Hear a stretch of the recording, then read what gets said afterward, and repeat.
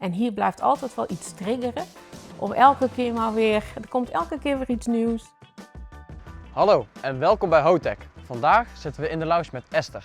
Zij is HR-manager van Hotech en vandaag spreken we haar over het werken bij Hotech, maar ook hoe zij haar privé en zakelijk gescheiden houdt met haar partner Dolf. We gaan Esther nu ophalen.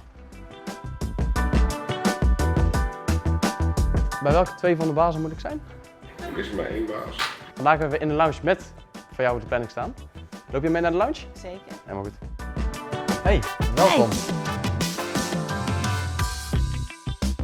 Om dit interview te beginnen, kun je jezelf eens voorstellen? Ik ben Esther Mulder. Ik doe de HR binnen het bedrijf. Naast HR doe ik ook nog de algemene zaken. Daar heb ik een team voor, dus HR doe ik helemaal alleen.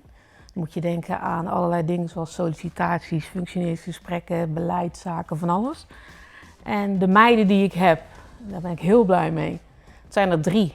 Die zitten vooral op de administratie, debiteurenadministratie, heel het pakket.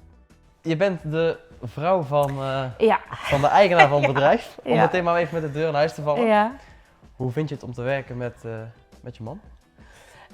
Heel veel mensen vragen dat aan mij, dus het is helemaal geen gekke vraag. Ik vind het eigenlijk superleuk, anders deed ik het ook echt niet. Ik doe dit nu 17 jaar. Ik ben begonnen wel echt als vrouw van. Dus wij waren samen, wij kregen samen onze dochter. En toen dachten we, nou misschien is het wel handig om eens een dagje te beginnen ergens weer in een ander bedrijf. Dolf die had verder nog niks, iemand die met personeel iets deed of zoiets in die zin. Dus, en ik wilde dat heel graag en dat was een beetje mijn achtergrond. Dus ik ben dat gaan doen. Maar toen merkte je echt wel van oké, dat is dus het vrouwtje van. En dat werd in het begin niet zo geaccepteerd. En ik denk na al die jaren dat ik nou echt wel mijn eigen positie heb gecreëerd. En dat ze ons wel van elkaar gescheiden zien soms. Ook wel echt wel een team samenwerken.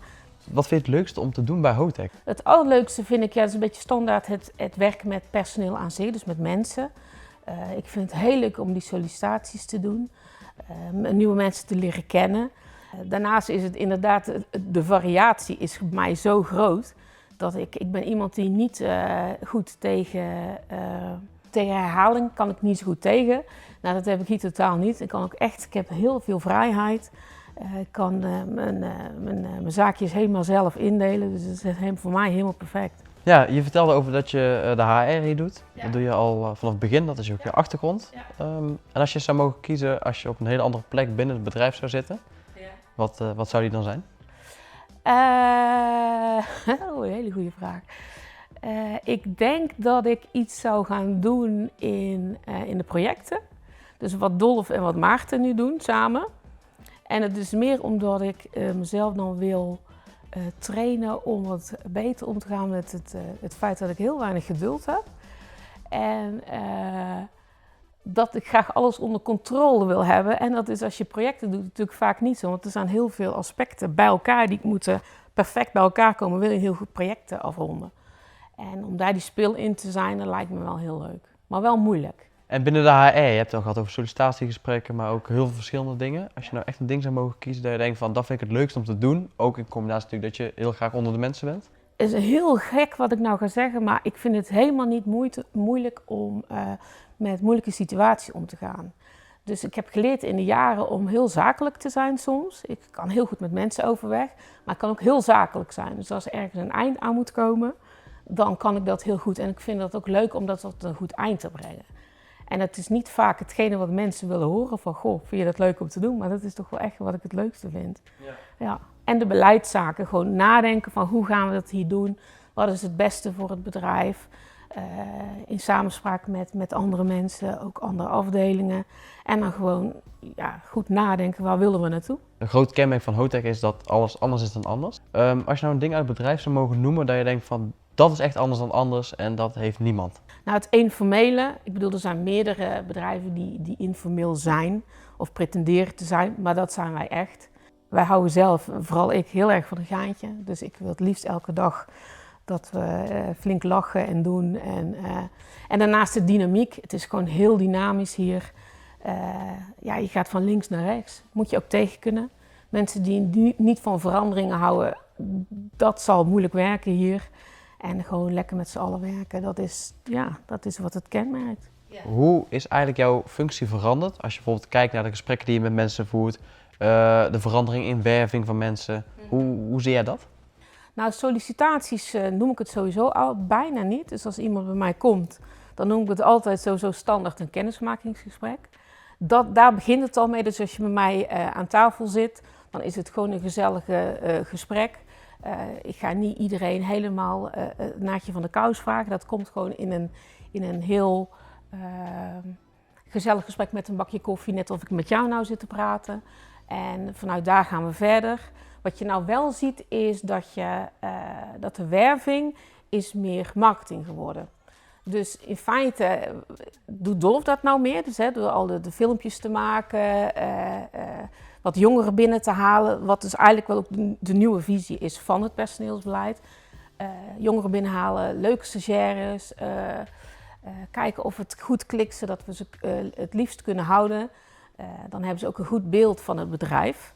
Maar laten we toch gebruik maken anders van dit moment. Ja. En wat zou jij de jongere doelgroep willen vertellen om te solliciteren bij HOTEC? Of in ieder geval een kennismakingsgesprek aan te gaan bij HOTEC?